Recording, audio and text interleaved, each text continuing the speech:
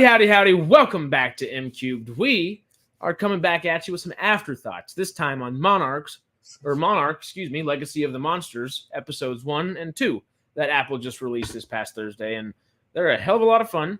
There's a lot going on. The first episode I might not think is as fun as Melvin thinks it is, but generally it was still fun overall, which is great.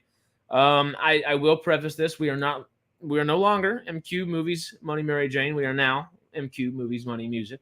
So just wanted to get that out of the way, of course. While we're here, before we get going, like, comment, subscribe, do all that good stuff. And while you're subscribing here, subscribe over on Sci-Fi Quest on Melvin's channel over here. And he's got a bunch of other subsidiary channels that you might check out as well while you're at it. Melvin, my friend, how are you? I'm doing good, apart from some tech issues. Yeah, it happens. It happens. Let's jump into this stuff, you know? Episode 1. I would disagree a little bit. I think it was made super well.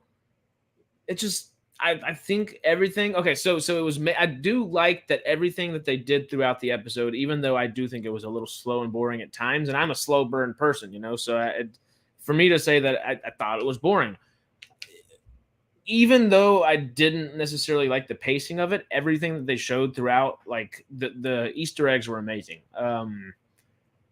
The duality of like both the father and the daughter and the son having different parents and stuff. You can see that throughout, like them walking on the streets. There's certain parts of it where there's more English stuff where she's walking and more Japanese written things where he's walking. It shows that duality. So I do like what they're going for, and I like their meticulousness. I respect it a lot.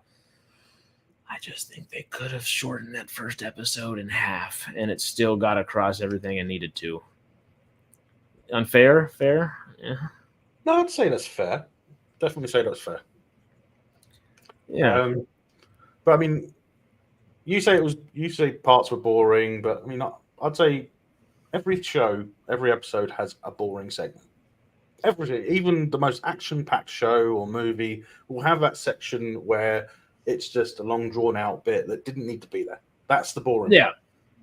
part. And, you know, it's in a way, it's to give you kind of like a break in between, if you know what I mean. Yeah, and we kind of need that with the kind of bombast that, you know, Godzilla will bring. Honestly, boring is probably not even the right word, because thinking about it, everything they're talking about is entertaining. I'm entertained the entire time. They don't like lose me in that sense. I just feel maybe part of it's the actor in me, like, because the three of them are simply just sitting in a living room, and it's not like the conversation they have. I mean, it's a gripping conversation for them as characters, but it's not a gripping conversation for us to follow as an audience necessarily. And I think that makes it feel a little stagnant. Stagnant might be a better term than boring, because I wasn't bored. That's really not the right term. It's just, you know, as an actor, I feel like even though you're talking, you need to be doing something. Do something with your hands. You know, what am I supposed to do with my hands? They're just simply just sitting here for 30 minutes, and I just feel like there's something that could happen. I actually agree with Peter. I do agree with you. But that's the point, I think. I do like that. That's got to be one of the main points. It's something to keep you interested in a way. I really think that. It does that, and then it doubles down in episode 2, which I thought I had a really good time with. I really liked episode 2, but we'll jump into that in a little bit. Yeah. What were your favorite parts about this? I guess the setup was amazing, of course, and like the mystery is. It feels like Scooby-Doo for adults, or like Lost in a way. You know, I haven't watched Lost. I had an old roommate that watched it, but Scooby-Doo for adults with a nice monster twist on it, kind of. Yeah, I kind of agree with that. Yeah, it's got that aspect to it, and but you know, I wouldn't compare it to Lost, because personally, I didn't like Lost. So, I mean, the first 2, possibly 3 seasons of Lost were okay, but the rest just lost interest. No pun intended or not? Well, accidental pun. Of course. What were your favorite bits about the first episode, though? Well, the first episode, my absolute favorite part was got to be seeing Godzilla going through the Golden Gate at that different angle from the movie. That's true. I loved that part. I mean, Godzilla all day, mate. Godzilla all day. See, I loved that scene. I think I do like the John Goodman intro the best, though. Just Yeah. bring me back to That was Skull good. Island a little bit. Would talk about the mystery and the intrigue. That shit's just. Didn't they make a Skull Island? Netflix made. I know they made Camp Cretaceous for Jurassic stuff, but they made a Skull Island show too. They did make Skull Island, the animated series. I did. Did you ever watch it? It was actually pretty good. Yeah, Yeah, it was a good that show. made me kind of want to go back and watch something like that.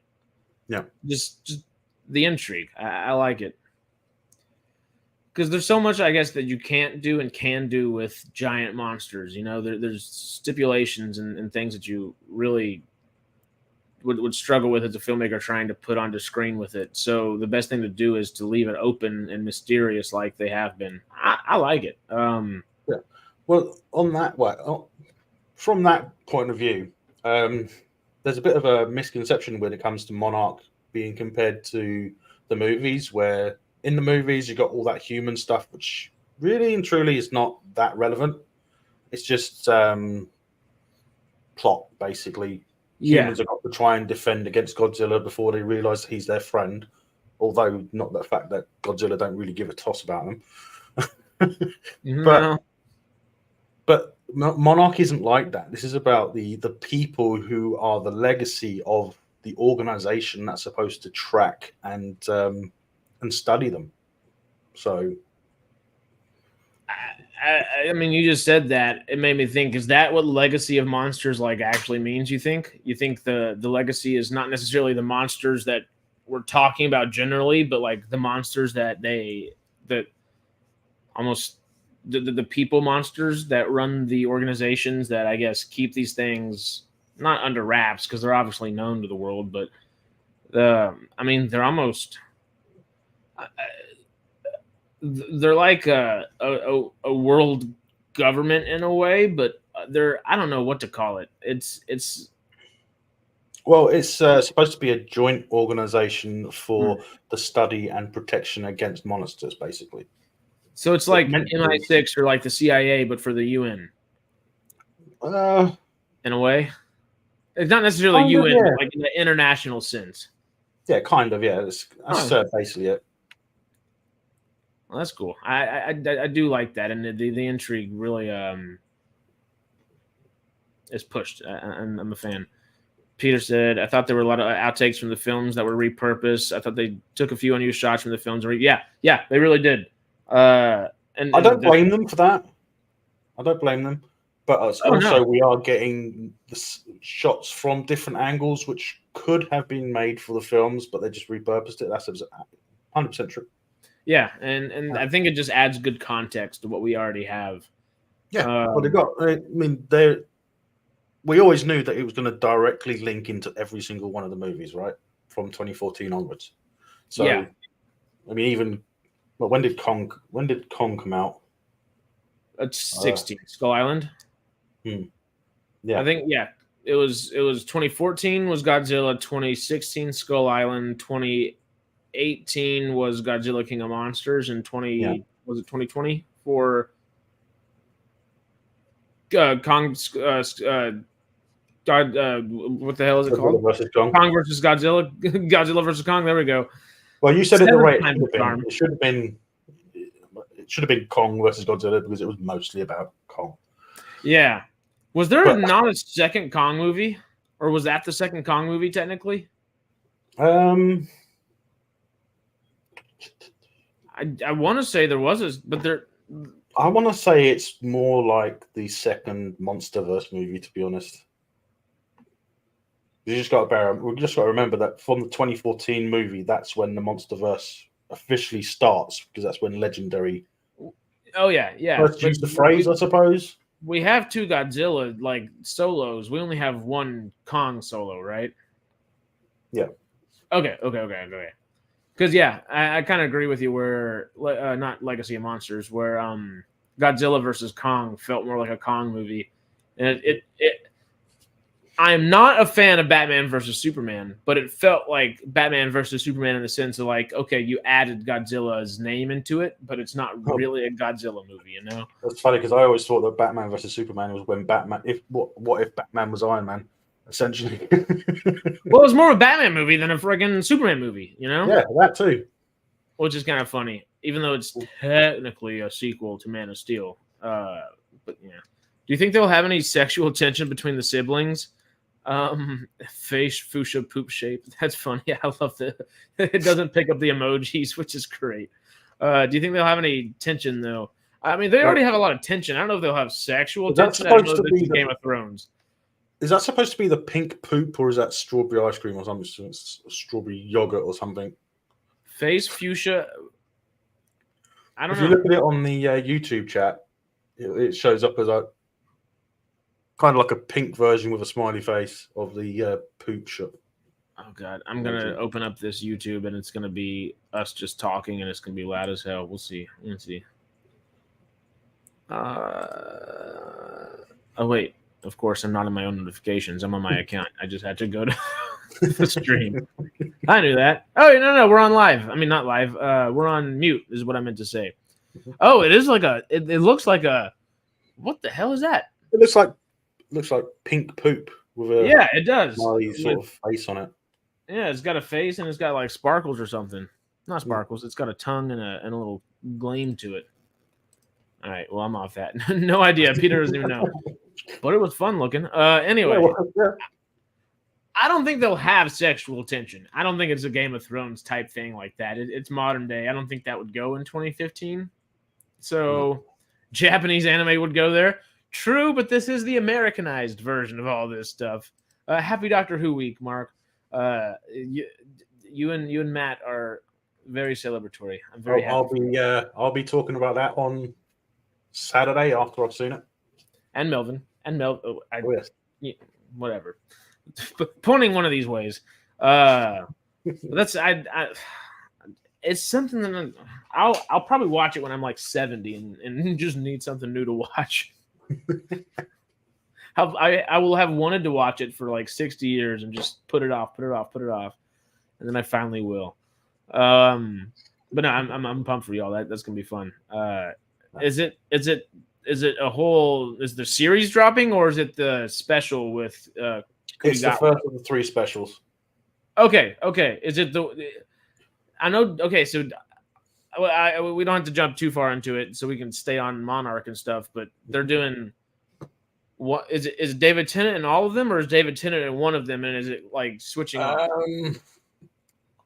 I believe he's in all 3 of the specials, and then maybe the first episode of the official season when that starts. Can there be multiple doctors at the same time? Oh, there have been a few times. Okay. So that would make sense. So they can introduce Kutigawa and everybody else, huh? Oh yeah, definitely. Okay. If you want a reference, there was one. There was a episode of Doctor Who where they had, I think there was 13 doctors at the time, all came in at once, and that was including Peter Capaldi when he became the Doctor. So we saw him as the Doctor before he actually became the Doctor. Oh, so like before they like canceled the series? No, like the first time or something. The regeneration.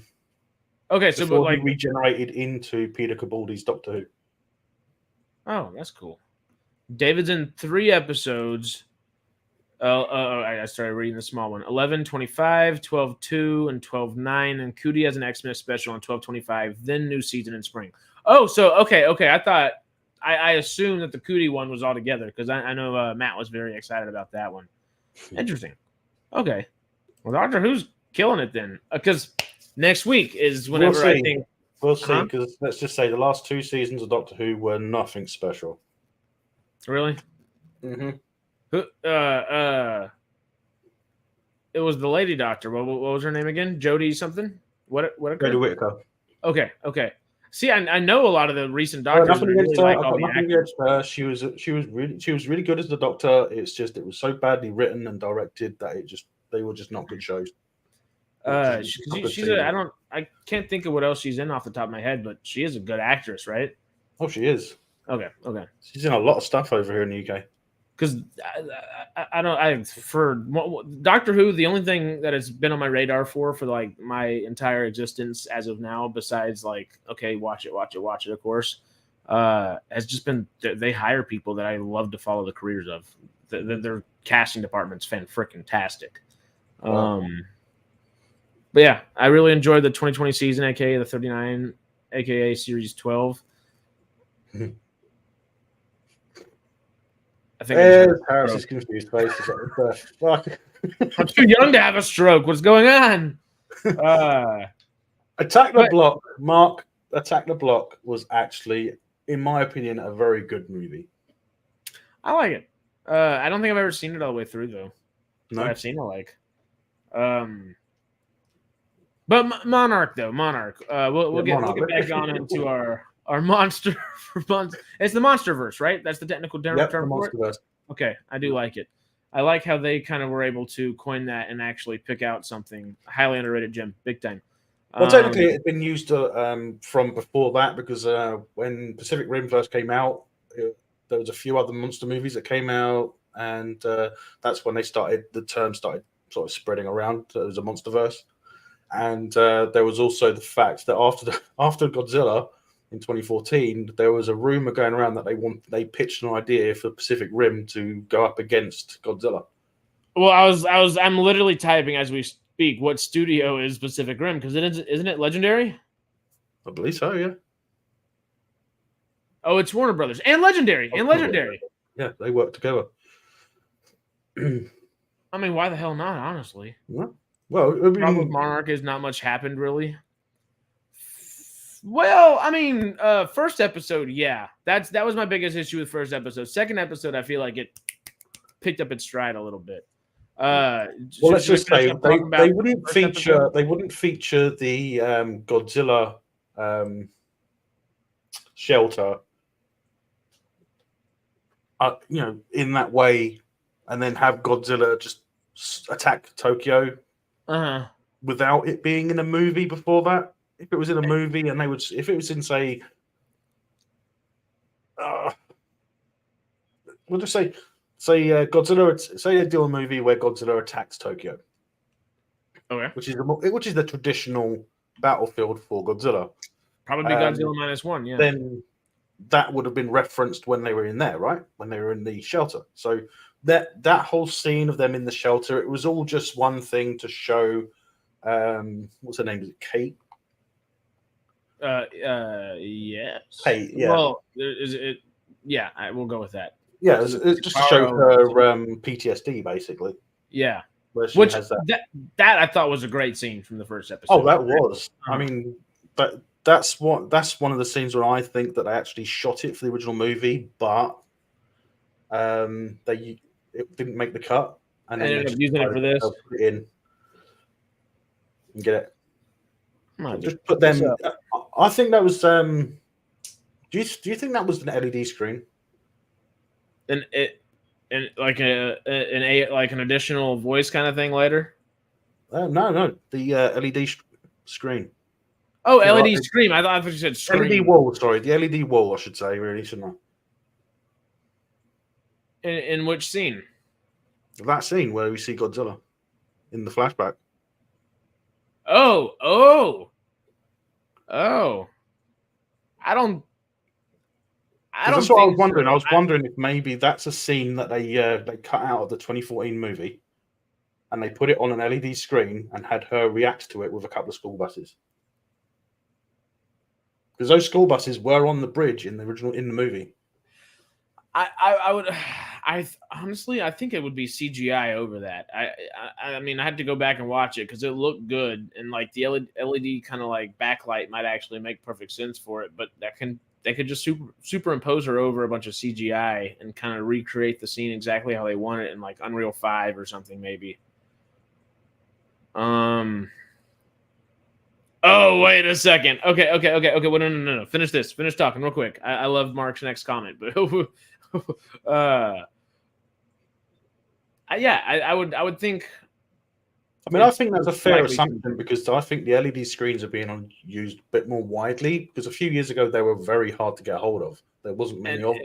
It would make it cheaper for Apple at the end of the day. Especially if they're already using footage that Legendary own. Repurposing it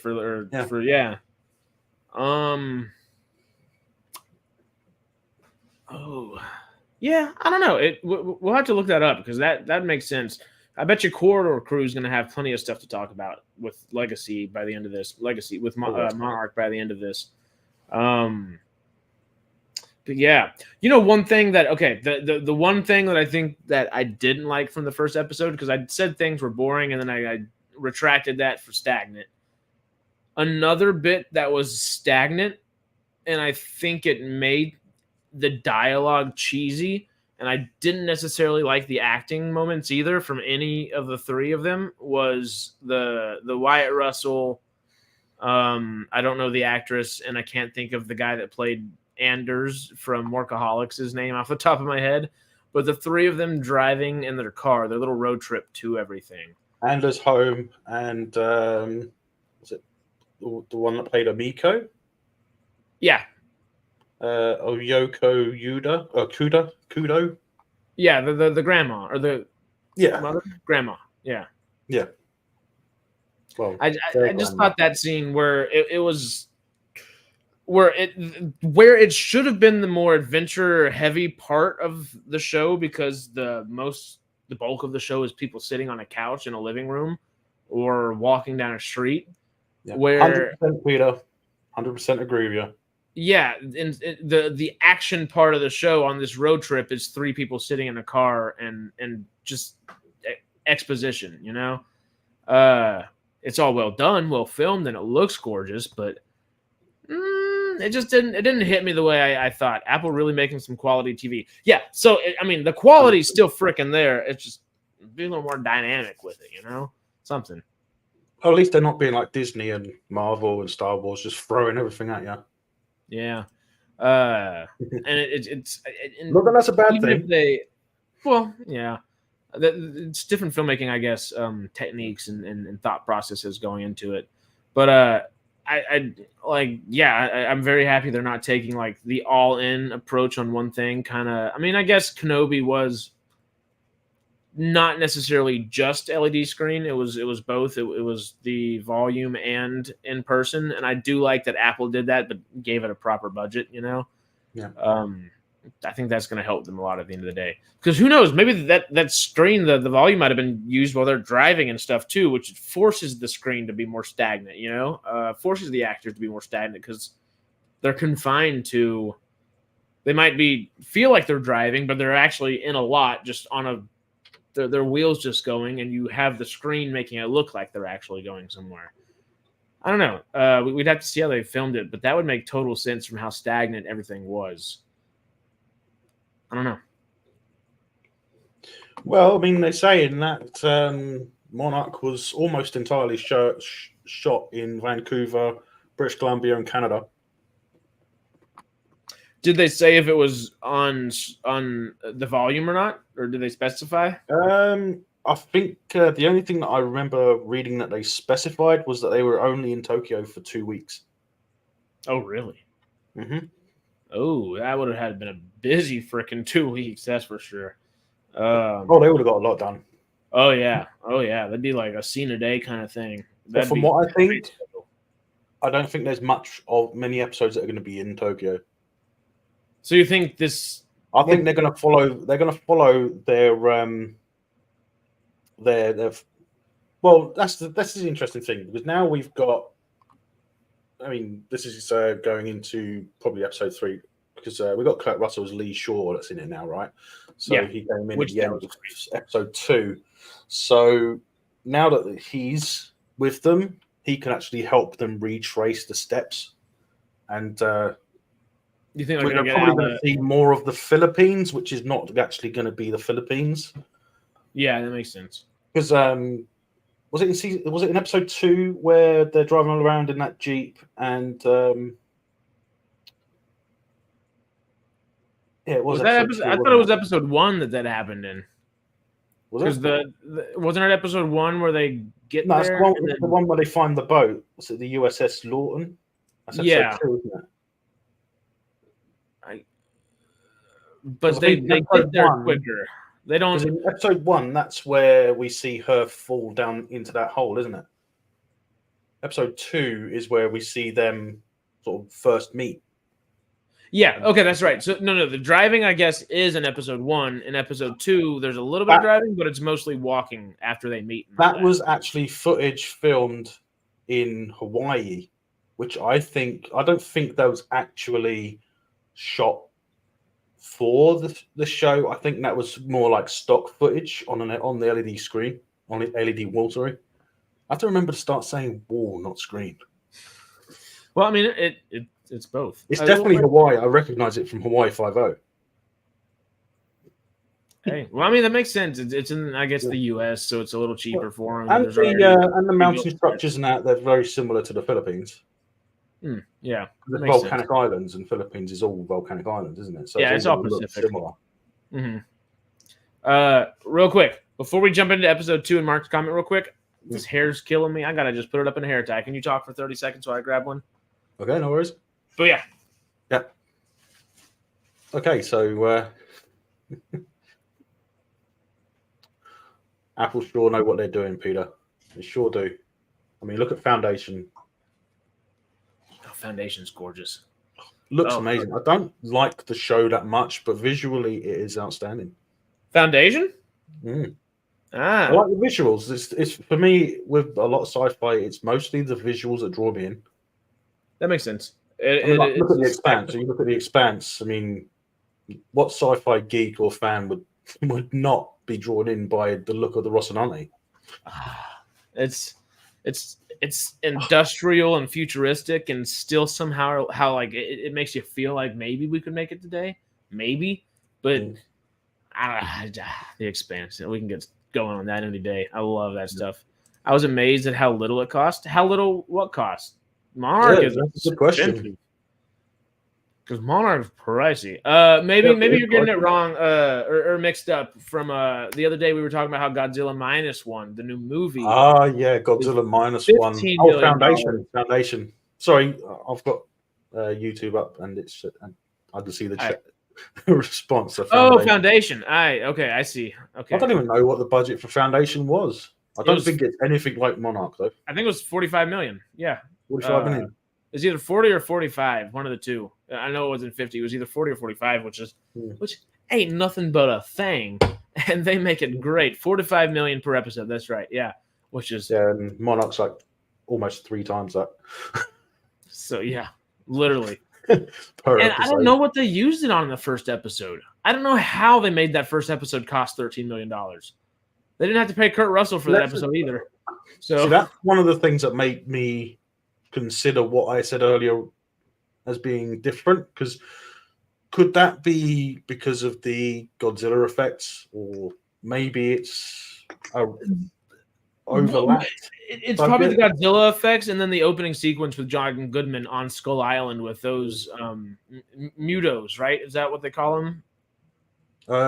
Mutated, unidentified terrestrial organisms, right? Well, mutos are the other enemy monsters in the 2014 movie, but that's actually the original designation of all the Titans. They became known as the Titans because of the movie.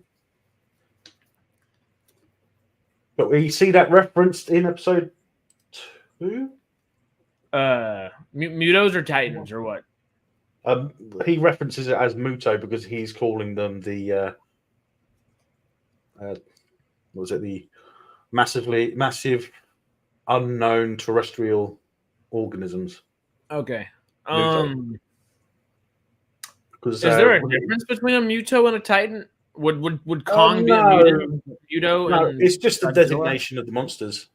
Okay. I didn't know if they were specifying. Randa, the one that's played by Anders Holm, he's the one that brought the reference up because he put it forward that he made it up basically.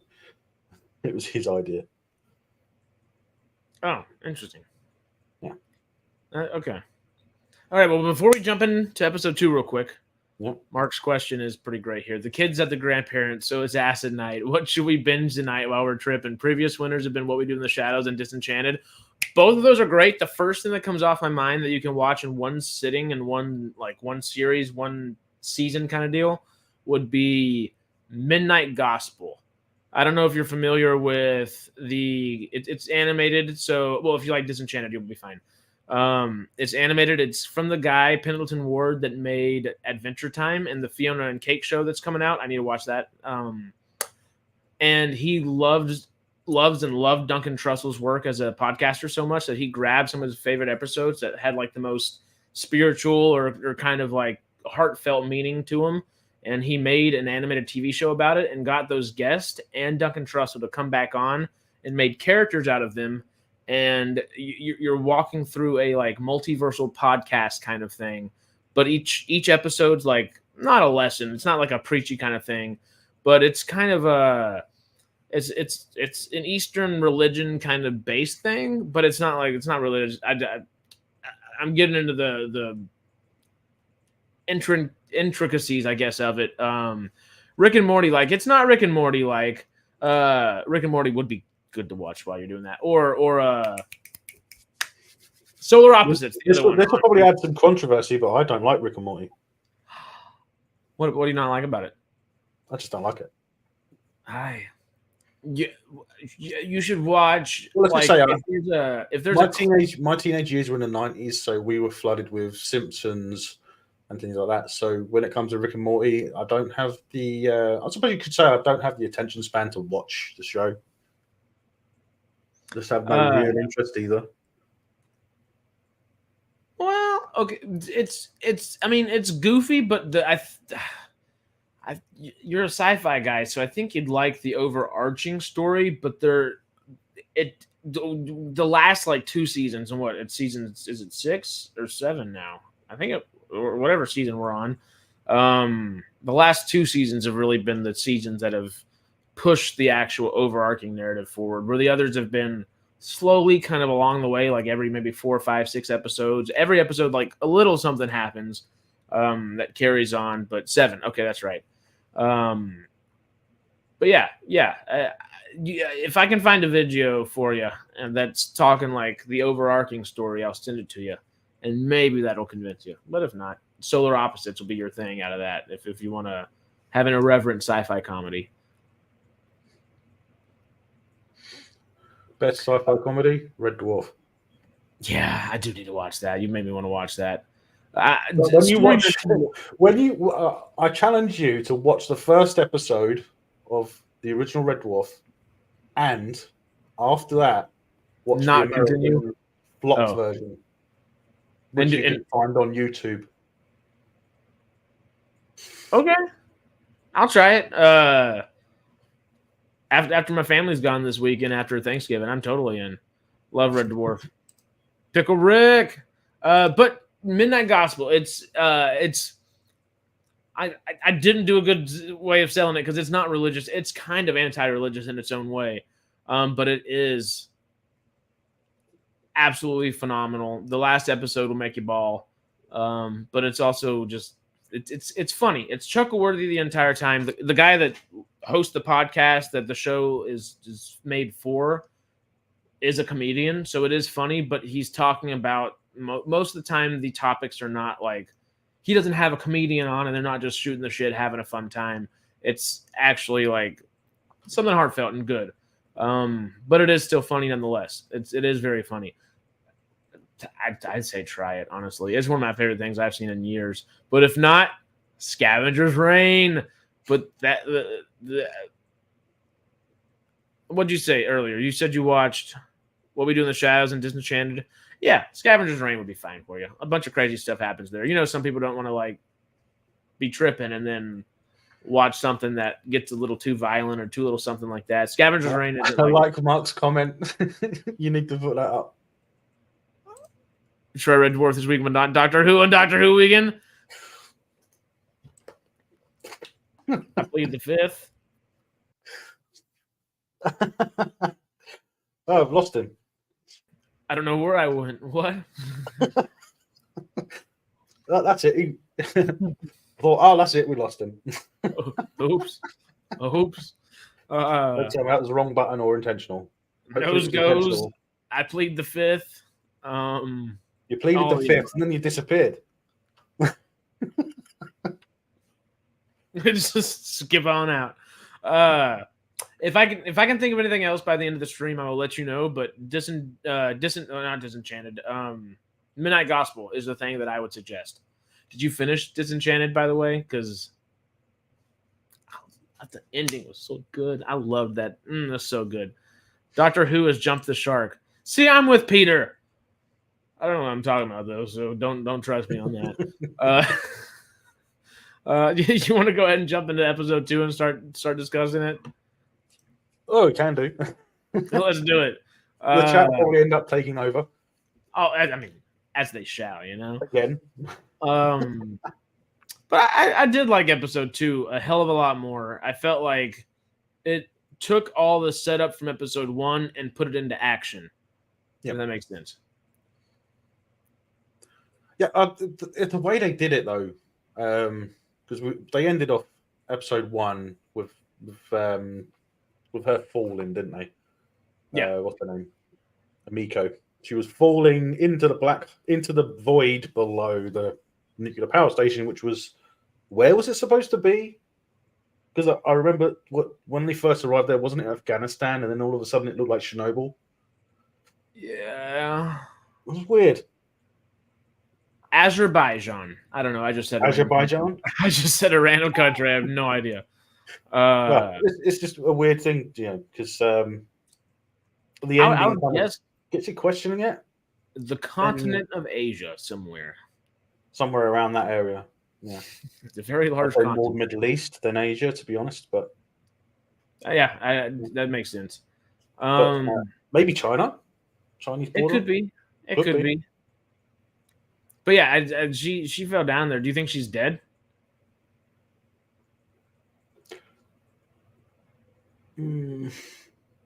My thought is maybe like those bugs. Maybe they didn't eat her. They didn't look like they were trying to eat her. They just looked like they didn't look like they were trying to eat her. But because I mean, if they were going to eat her, they would have been eating her while she was trying to get up on the rope, right? Yeah, and with $13 million in Godzilla, it would have been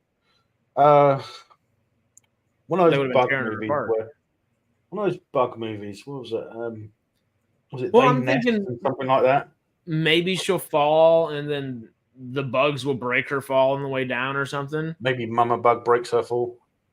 Something like that, or maybe the bugs think she's Mama because it's the first thing they see when. But actually, no. I'm wondering, did that explosion and the collapsing power station going down that hole? Is that where we're going to see Godzilla come out? Because there are references to that Godzilla we will see Godzilla in a scene that hasn't been filmed hasn't been in a film. So there are going to be brand new scenes of Godzilla. That one scene in the trailer where he busts out from the ground, he's got all that sand and stuff on it. We haven't seen that in any of the movies. Yeah. So there is definitely going to be, and that's probably going to be one of the most expensive episodes that they'll have. Oh, it'll have to be. There has to be some bleed over. I mean, episode 1, I don't see that costing, was it 13 million? I don't even see that costing 10 million. But if you put that extra bit, that extra 3 million or whatever, into episode 2, then we've got that monster. Yeah. Which I thought looked good. Oh, that looked really good. Mm-hmm. I was racking my brains and thinking, I don't remember that from the franchise.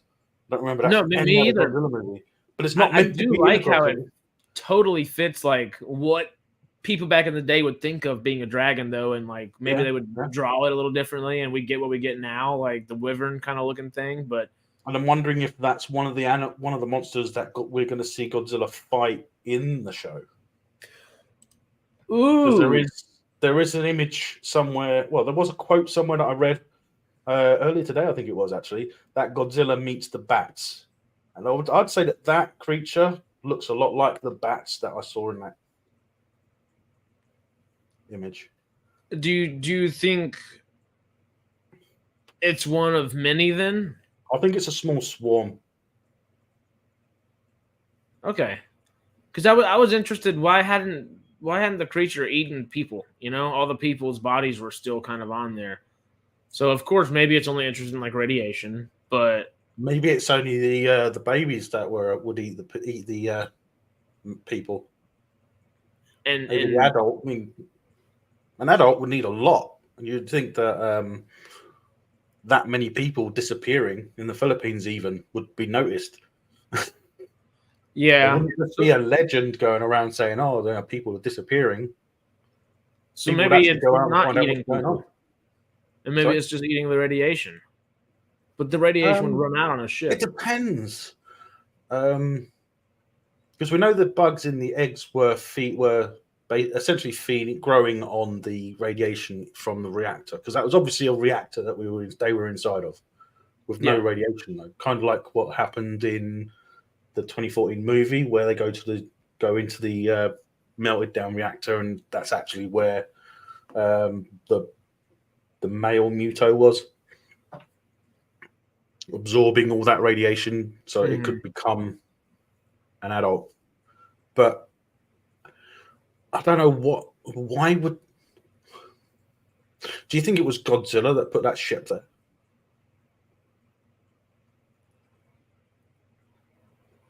Because that's a question I was thinking. Because they said that something hit them, and they thought it was a torpedo or a Japanese submarine. I just want to know how far they were flying in the air before they landed there. Oh, it's 5,000 miles away from Hawaii, wasn't it? That's what they said. So the only thing large enough would be Godzilla, unless there's like a megalodon titan or something. Well, there are titans that are bigger than Godzilla, but they're not as powerful. And otherwise Godzilla would lose. But yeah, Godzilla does lose, but he comes back stronger to beat him anyway. But I don't know. A lot of them though aren't like where they wouldn't swim, right? Or they wouldn't be able to like. I don't know. The larger ones are somebody would notice them. I think, right? They wouldn't be like able to swim under the water and like smack that ship with a tail or something as far as it wanted to, or pick it up and throw it like Godzilla might be able to. Does he have opposable thumbs? Well, in comparison, that ship, was it the USS Lawton? I think they called it, wasn't it? Lawton. It looked like a small possible frigate or crew or some sort of coastal defense ship. It didn't look like a giant water combat ship. So it's possible that it could have got caught on some of Godzilla's dorsal blades. That's true. Carried. I mean, because it wouldn't be that heavy compared to Godzilla. Godzilla would probably barely notice it because Godzilla. Yeah, I mean that'd be really cool too. And I mean, anyway, it'd be a little radioactive. He might be getting a little like snack along. He might be giving a little power along the way or something. Yeah, but the fact that we see some of the crew that had been there for supposedly, well, what appeared to be some of the crew that had been there for 9 years, covered in all that stuff and perfectly preserved. Yeah, I don't know. That's an interesting thought. I like the idea though, because he's who the hell else would do it? Yeah, exactly. Well, especially ones that come out of the water. I mean, even was it Igliosaurus? One of Godzilla's friends. A lot of them can swim, but they don't spend time in the water. Okay. I think it's Igalus. I think Igalus is the one that's like a turtle, so he can swim. But he wouldn't be flicking people. Well, he wouldn't be in Hawaii, that's for sure. Yeah. He spends most of his time sleeping. He's like literally a hilltop. Well, I mean, Leviathan, maybe? I don't know. I mean, I just searched just all the different Titans just to look at them and stuff. Oh, you're gonna get a few. Oh yeah, I'm pumped to see more. Peter's saying I thought the swarm of bugs was outside the premise of single Titans.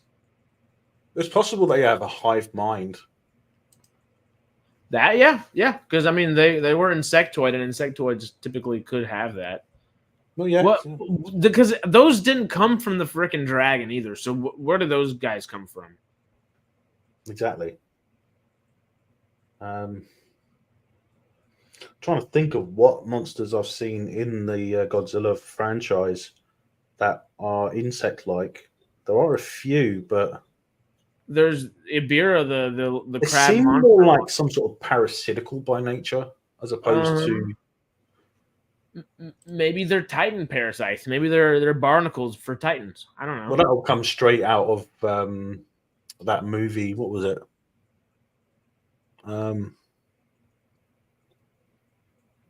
Cloverfield. Yeah. All the parasites falling off and attacking people.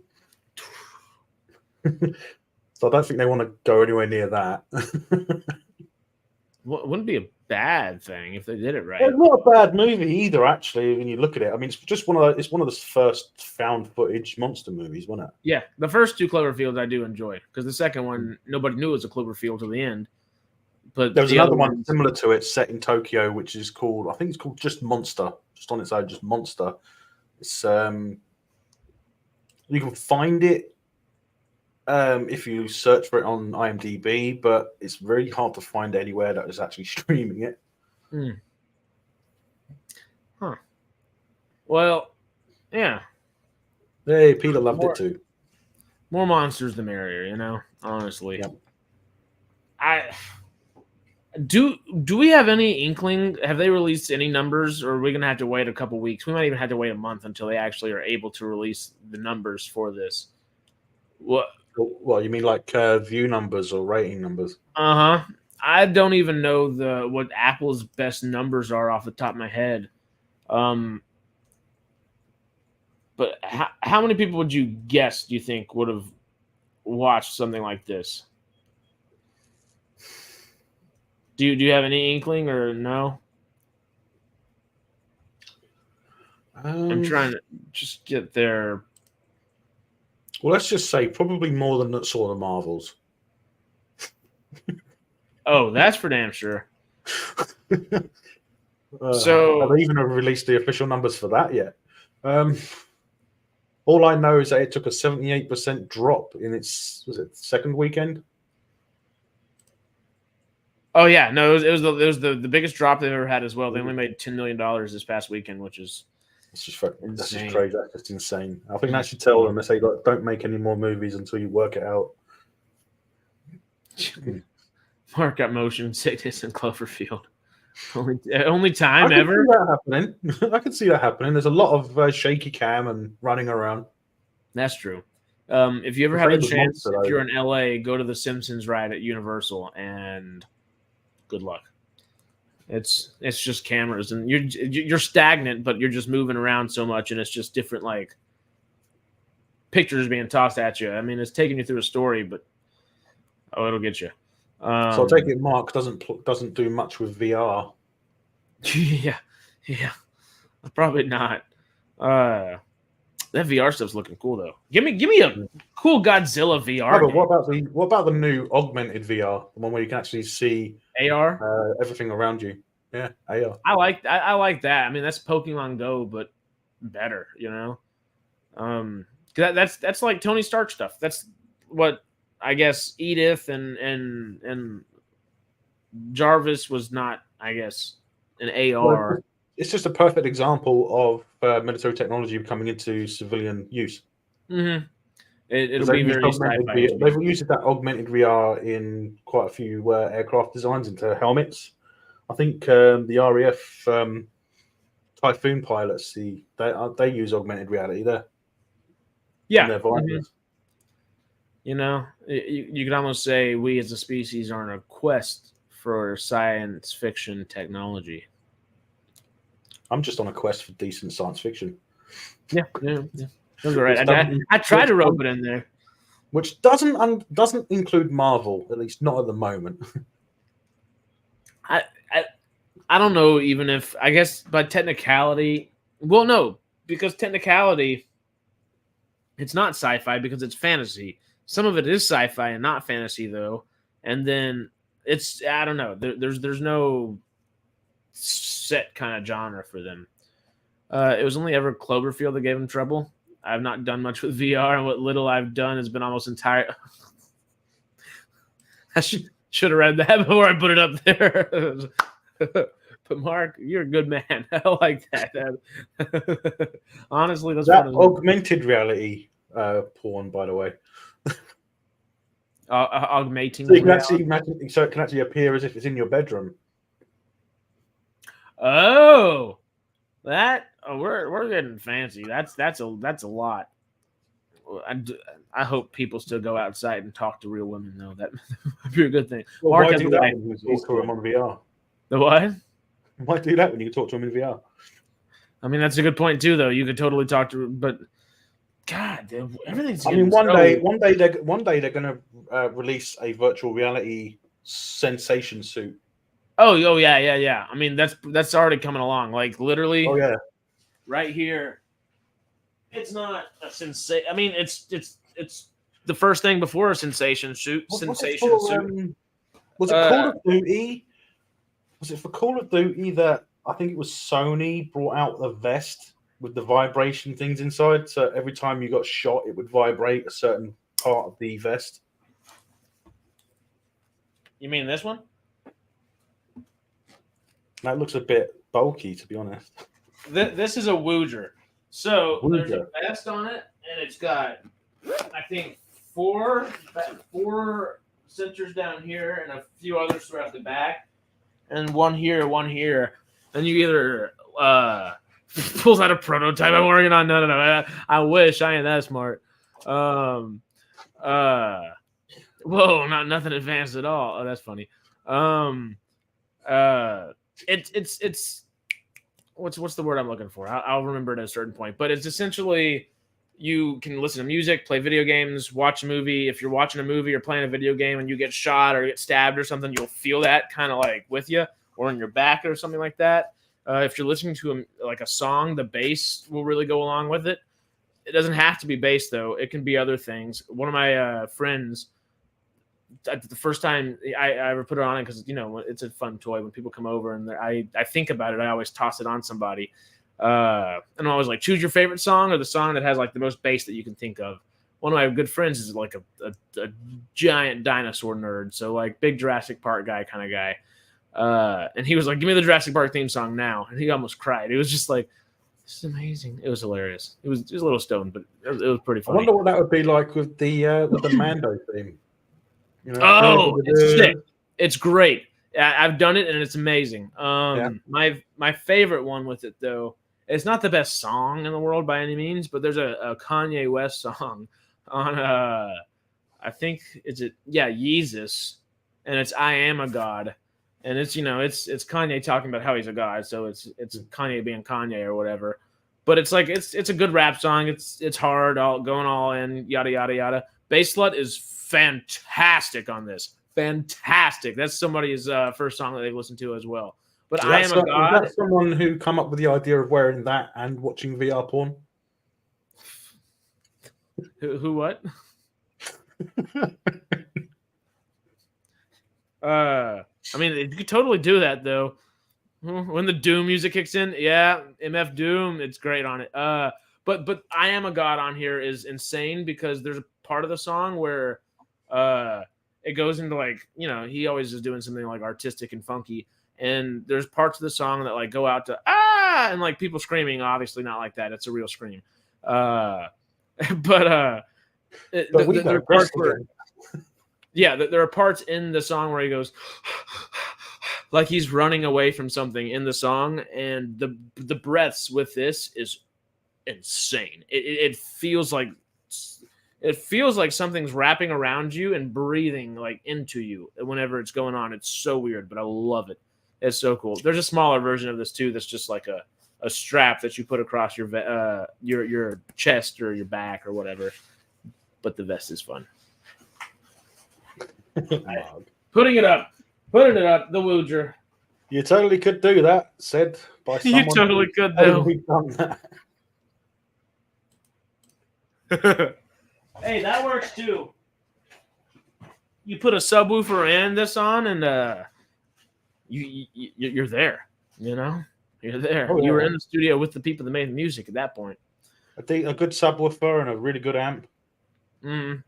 See, I have an idea for it. I don't know how I would do the exact setup, so I haven't started it yet. But I've had the idea for a while, and I want to do it.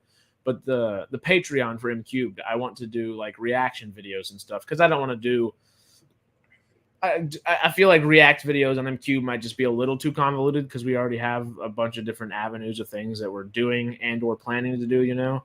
So it might be a fun Patreon kind of thing to do, but we're going to do it with Wooger. And then we would edit it down and put like video clip versions of it on MCubed kind of deal. Yeah. Have you looked at Rumble? I kind of wanted, is there a way to post on YouTube and have it go directly there at the same time? Yeah, you can. It has. Just bring mine up, and I can tell you. Because I've thought about doing that. Because I wouldn't mind doing that to Twitter as well now. Well, the good thing about Rumble is it's automatic syndication. So,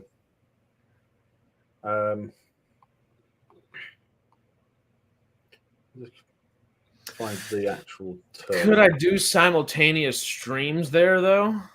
Maybe from StreamYards even though.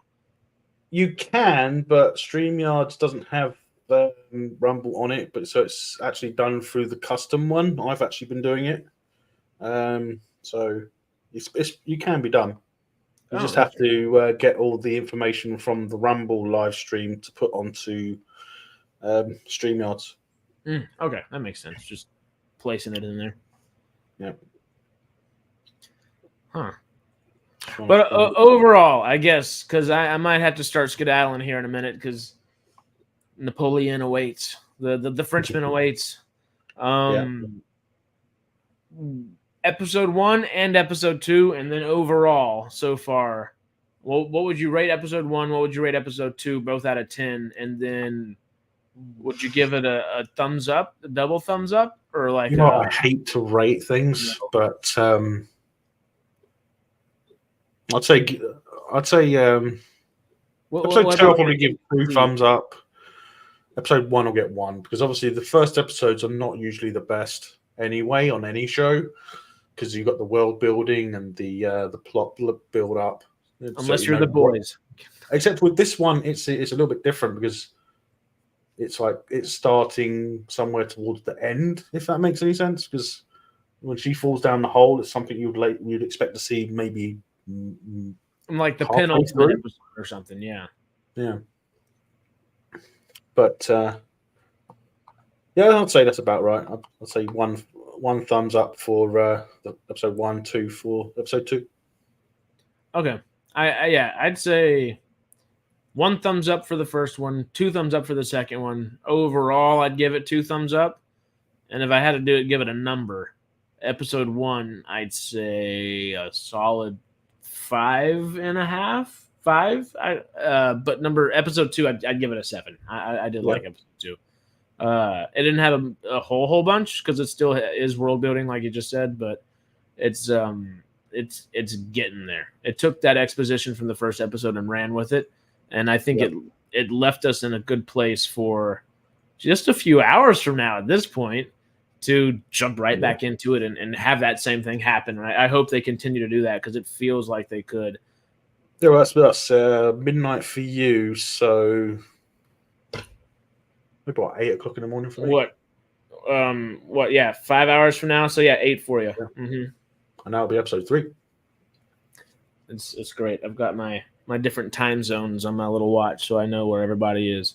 But interestingly, the fact that this one comes out on Wednesday because of Thanksgiving, and then I'm assuming that next week it will be on Fridays. Yeah, that Thursday at midnight, aka Friday. Yeah. So I'll from that point on, I'll have at least 2 live streams a week. Ayo. So okay, should we plan this out while we're talking about it right now? Do you sure. Do you want to do it before we do? Do you want to do like an hour stream tomorrow just about episode 3, like maybe before we jump into Cinema Scoop? Would that be bad? We can do it after if so. I'm just I have a few things going on in the day. I can figure it out both ways though. I think probably better to do it after because Oh. we tend to go over and because we talk, we Yeah. have, and we let the chat take over sometimes. So if I'm gonna do 10 o'clock tomorrow for Cinema Scoop, Yep. with Jamie, we can make sure because Jamie's good about cutting things at the end. Well, not last week. We talked for forever last week, which was a blast. Yeah. But we'll cut it off at 2 hours tops tomorrow. So if that's noon, you want to call it like 12? Peter, I don't think so. I don't think it will be lame. What? Huh? Peter, he just said he thinks episode 3 will be a bit lame. Aye. I There's a chance. I hope not. I hope not. I hope that that where they could pick up with the momentum and carry on with it, they could definitely lose it just as quickly. Yeah, but we've got Kurt Russell in it now. That's what I'm thinking. I'm thinking Kurt's kicking, and when Kurt kicks, we're moving. And damn well if Kurt's on that set with his son, I think Wyatt's gonna be like, all right, I got to bring my A game now. Maybe he wasn't. There were a few moments where I was like, Wyatt, dude, you're a better actor than this. In the first episode, or the car scene, that one just got to me. I think the thing is, Wyatt is trying to act the way his father acts, not the way he does. Yeah, there's a generational gap there. It's like Kurt knows how to act that way, whereas there's a more modern way that Wyatt knows. If that makes any sense, does that make sense? Yeah, that actually makes perfect sense. And we know that actors have their own way of acting anyway, but the style of acting is a different aspect. Yeah. I just had a question, and as I started asking it, it went out of my head. Oops. Hopefully it'll come to me in a second here.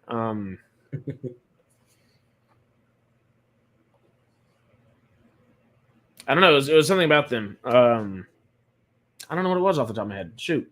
I'll think about it, and we'll talk about it tomorrow morning. Sound like a plan? That sounds like a plan. Hopefully my camera will be working then as well. That'd be good. Yeah, we'll give the camera. No idea what it was. I mean, just before coming on this stream, because it worked for like 30 seconds. Yeah. So it's just something to do with maybe it's the international stream, maybe. I don't know. Of everything that's happened today, a power cut. You had a bunch of electric stuff going on. Screw all that. That's infrastructure, see, because they're building thousands of houses around here, but they're not upgrading the infrastructure of anything. So they're just connecting to existing infrastructure instead of making new. Beep.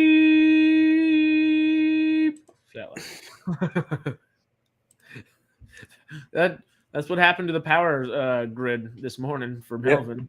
Well, it would have been this afternoon, late afternoon, early evening. Aye. Right during the day, and then sort of around about, I don't know, I think about 4:30, 5 o'clock. That's when it just suddenly went gone. Before that, I was actually asleep. Dude, that ain't fun to wake up to. You can't even contact people. You're like, well, shit. Well, hell, let's call it a day. We're just surpassing the hour. Sure. Where can people find you? Well, you can find me over on Sci-Fi Quest on YouTube here, and you can also find me on Sci-Fi Quest on Rumble and Twitter too, right? And Twitter, Facebook. Yeah. Oh yeah. Well, y'all go subscribe to old Melvin on Sci-Fi Quest and everything, and we'll be coming to you first thing in the morning, second thing in the morning, and first thing next week as well. Yes. Damn right. Tomorrow we do have Greg on Cinema Scoop. Good night, Peter. So we'll be talking the SAG deal, like the actual like official deal now, and whether Greg thinks the rest of SAG members are going to vote it in or not in December.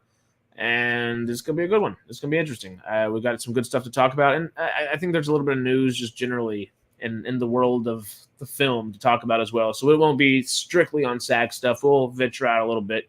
But the bulk of tomorrow shall be that until, of course, it's Monarch, which is going to be great. I am pumped for it. But while y'all are at it, go like, comment, subscribe, do all that good stuff. Follow on Twitter, Instagram, Snapchat, all that stuff right here for me. And then while you're at it, you got to subscribe to Old Melvin too. Just got to remind you again, these things happen. But before we get out of here, I'll roll this intro. Actors get hosed. Yeah, we'll see. See you later, guys. See you tomorrow.